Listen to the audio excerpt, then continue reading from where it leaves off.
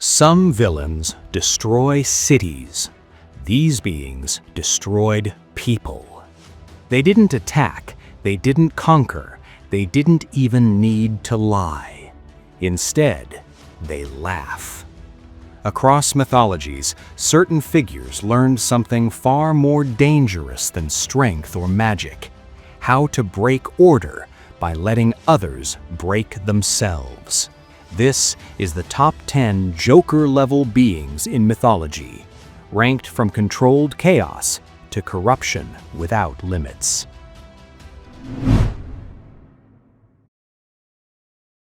Hermes is what the Joker could have been before the laugh turned cruel.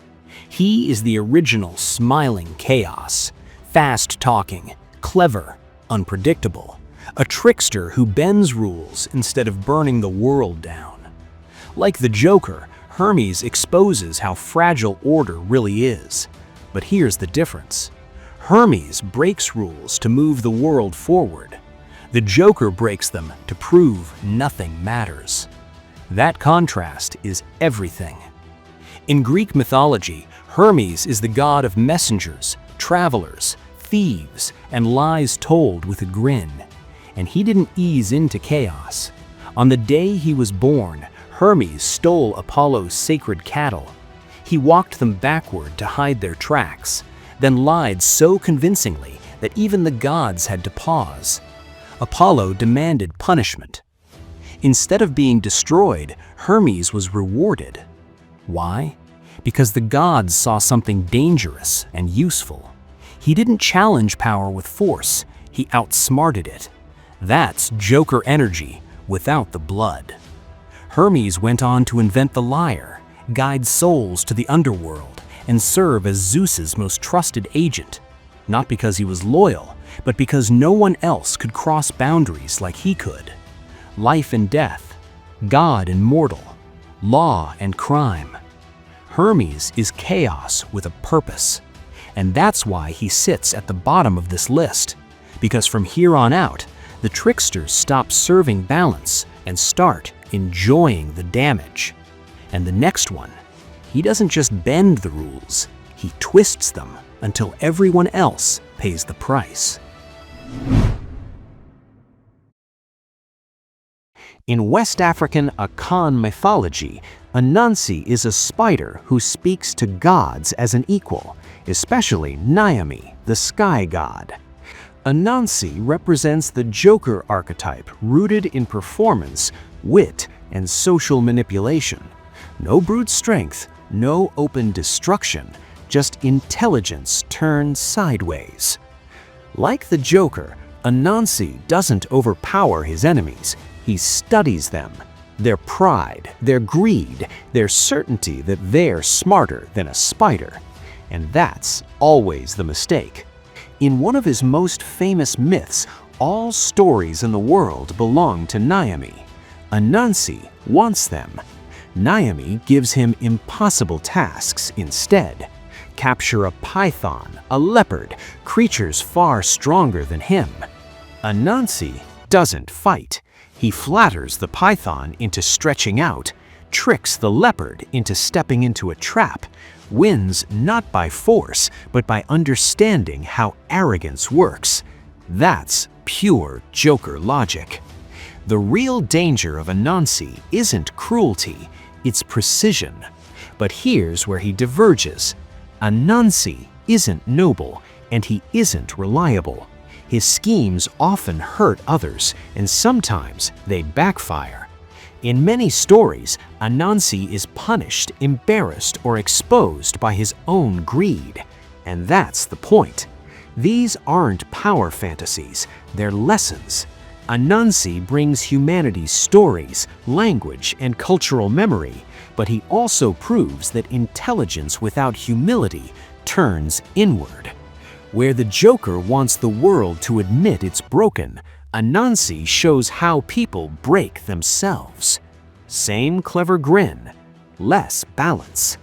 And we're only getting darker from here, because the next trickster doesn't just outsmart gods, he enjoys watching them fall. Anansi laughs because he's already won. Coyote laughs because he doesn't know what happens next. This is where the trickster loses control.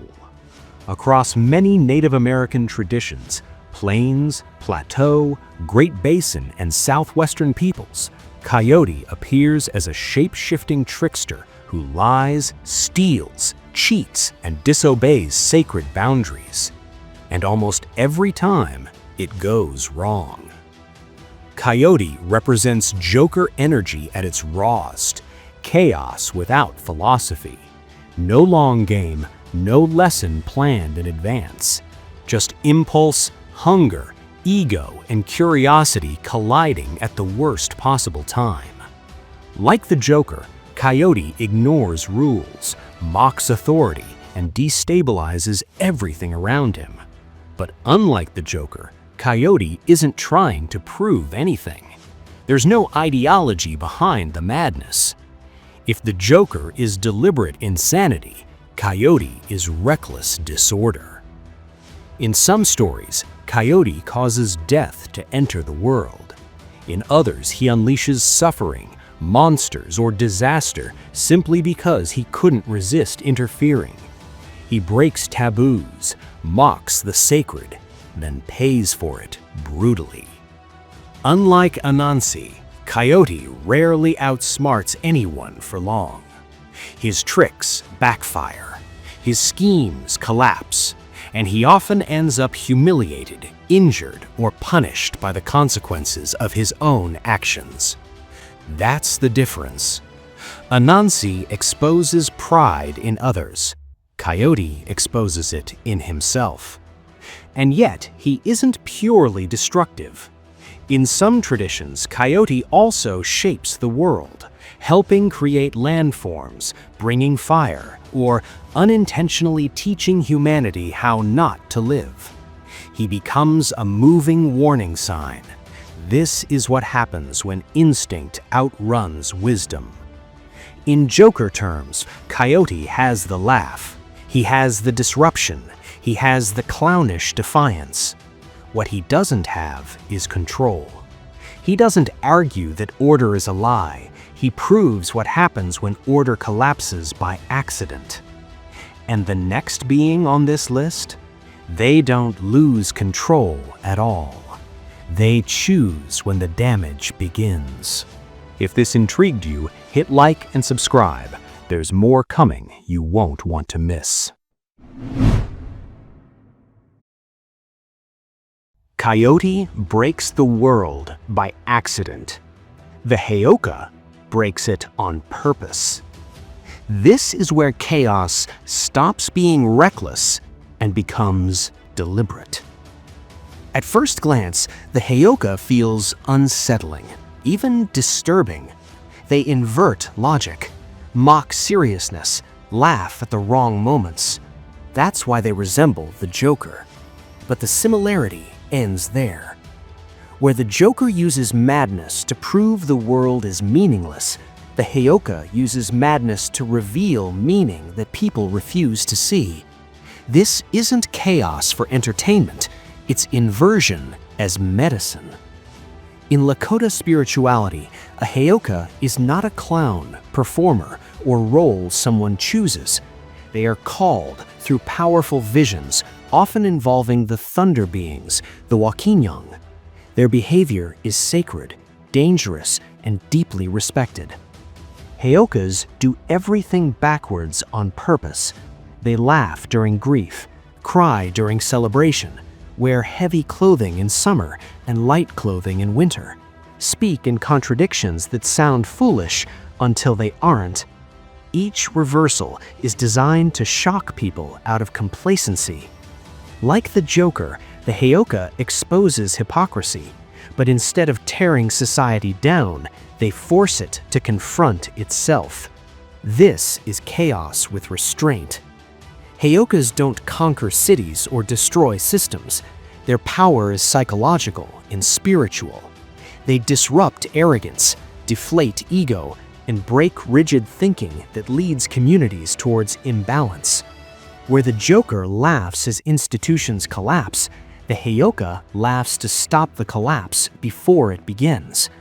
That makes them one of the most unsettling figures in myth, not because they are cruel, but because they are immune to social illusion.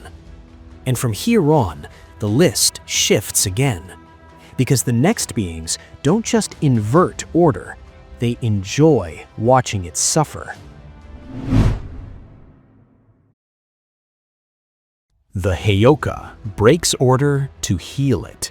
The Fool breaks order because he's allowed to. This is chaos with a leash. The Fool is a recurring archetype in folklore and history, a performer, jester, or clown-like figure whose role is to appear foolish while secretly speaking truth. He wears bright colors, acts absurd, and plays the part of someone harmless, but that disguise gives him rare freedom, the ability to question authority, mock power, and say what others cannot without punishment. But unlike the Joker, his madness is sanctioned.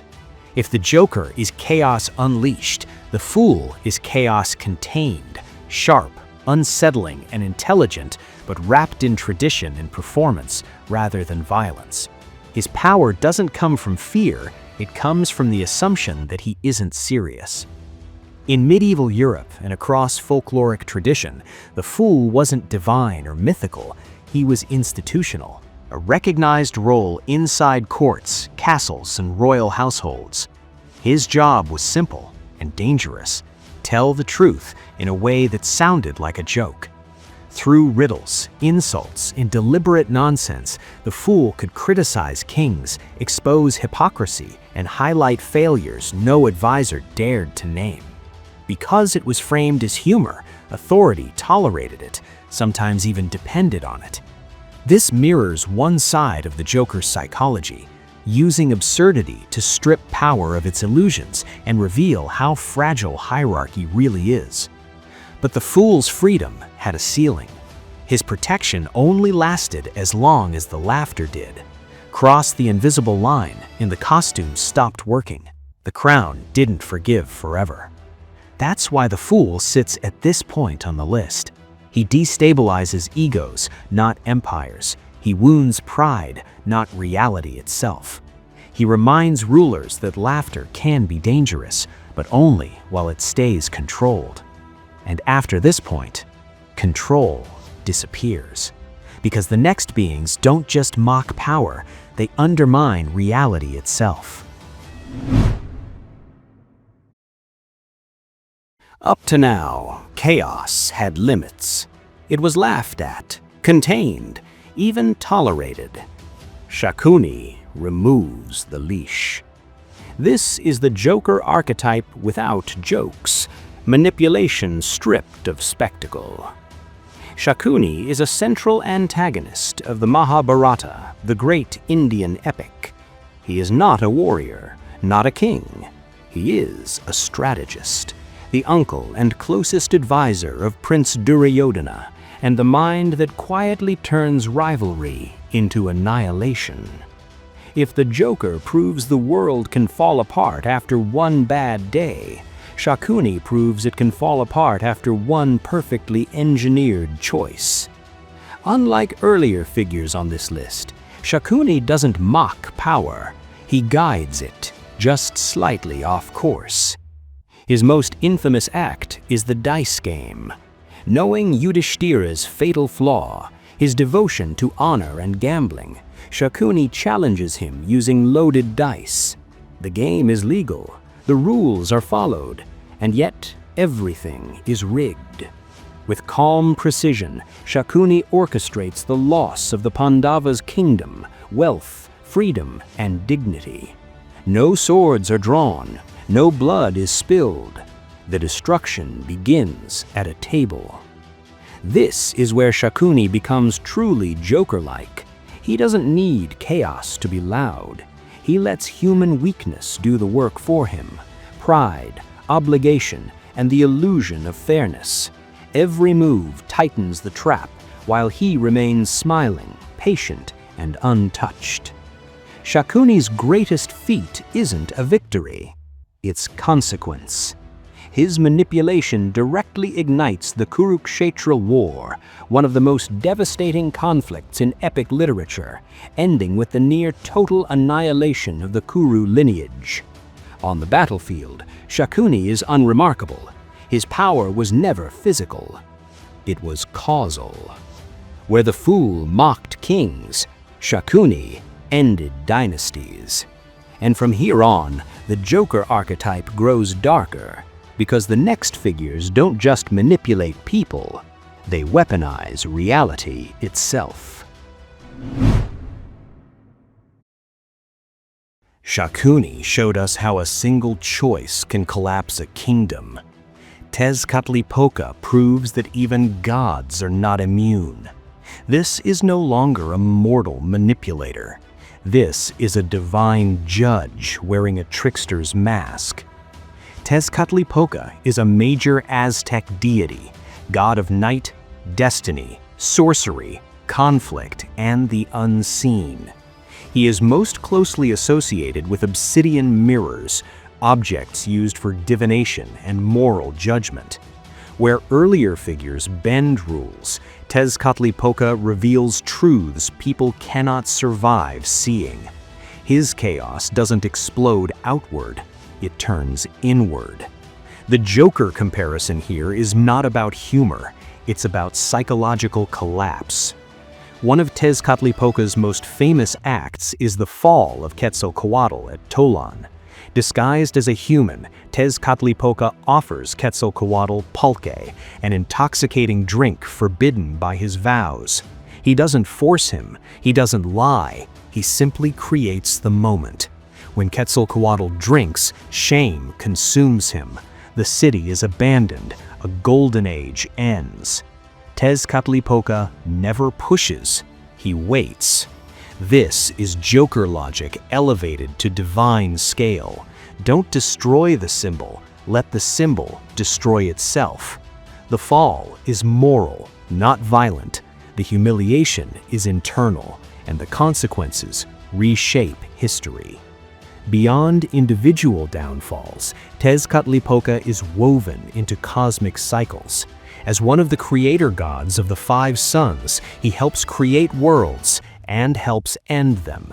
He loses his foot during the creation of the earth, torn away by the primordial monster Cipactli, and carries that wound as part of his identity. His myths emphasize instability, rivalry, and judgment as necessary forces of existence. Unlike the Joker, Tezcatlipoca doesn't argue that nothing matters. He proves that everything does, and that failure is inevitable. If Shakuni collapses kingdoms through choice, Tezcatlipoca collapses eras through temptation. And from here on, the figures ahead don't just break minds or rulers, they corrupt the very idea of nature and reality itself. Tezcatlipoca showed us how easily order shatters. Loki shows us what happens when someone decides to shatter it on purpose. Loki is a Norse god of trickery, shape-shifting, and sharp intelligence. Not an outsider, but a permanent insider within the Aesir. He understands the rules of the gods better than most of them, and that's exactly why he knows how to break those rules without immediately triggering consequences. Like the Joker, Loki isn't random. He's precise. He waits. He watches. Then he pulls the thread that unravels everything. In the early myths, Loki is a dangerous asset. He causes disasters through lies or impulsive schemes, and then fixes them to save himself. Because of Loki's mistakes, the gods gain their greatest treasures: Thor's hammer Mjolnir, Odin's spear Gungnir, and Freyr's ship Skidbladnir. Each gift exists only because Loki created a crisis that had to be solved. At this stage, he isn't evil, he's a catalyst, chaos with a leash. But that leash snaps with Balder. Baldur's death is the moment Loki crosses from provocateur to executioner. Learning that mistletoe was excluded from the vows protecting Baldur, Loki fashions it into a weapon and places it in the hands of Hoder, Baldur's blind brother. He doesn't kill Baldur himself. He doesn't need to. He engineers the moment and lets innocence pull the trigger. That single act poisons the god's trust forever.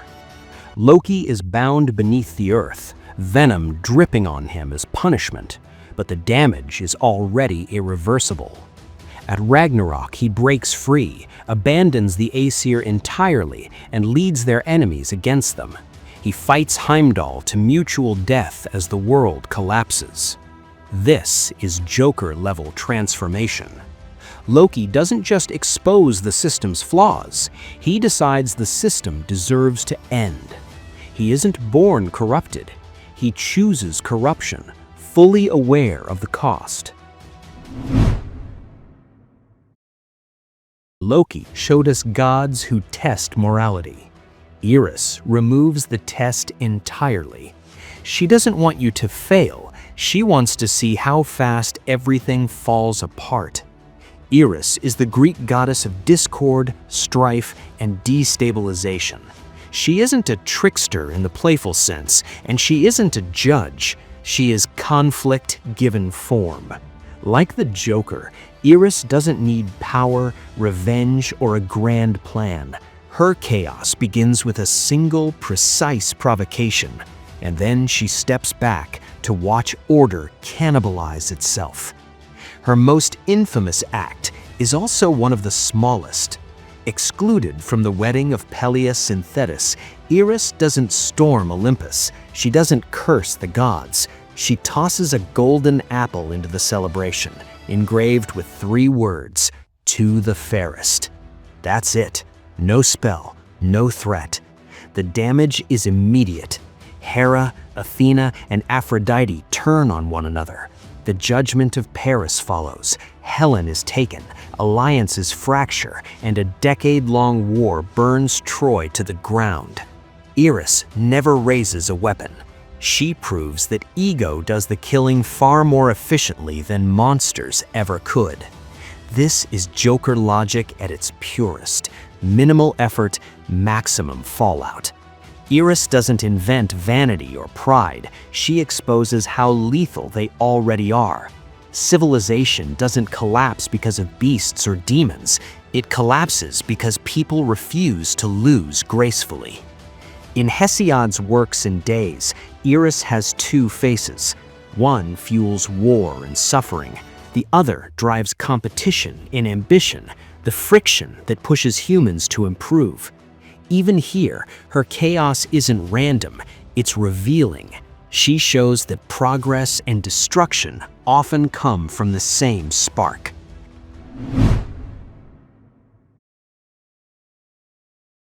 Eris chose to burn the system down.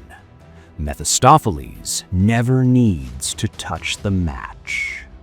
Mephistopheles is a demonic figure from the Faustian tradition, most famously depicted in Goethe's Faust.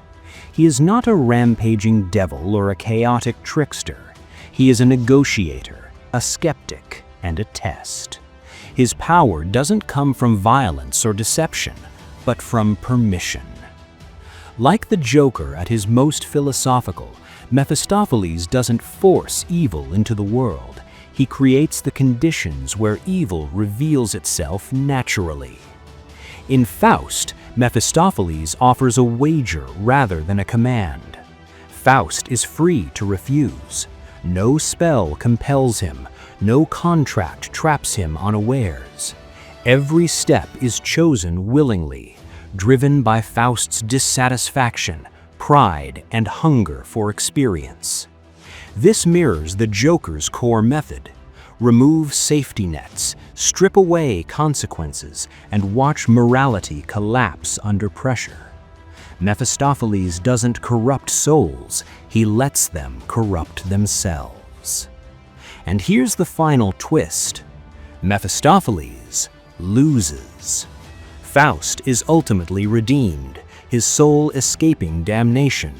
But this doesn't weaken Mephistopheles' role, it completes it. His purpose was never victory, it was demonstration. He proves that human beings, when given freedom and opportunity, will test their own limits willingly. That corruption doesn't require monsters, violence, or madness, only choice. This is why Mephistopheles ranks above every other figure on this list. He doesn't infiltrate order, he doesn't sabotage it, he simply asks one question.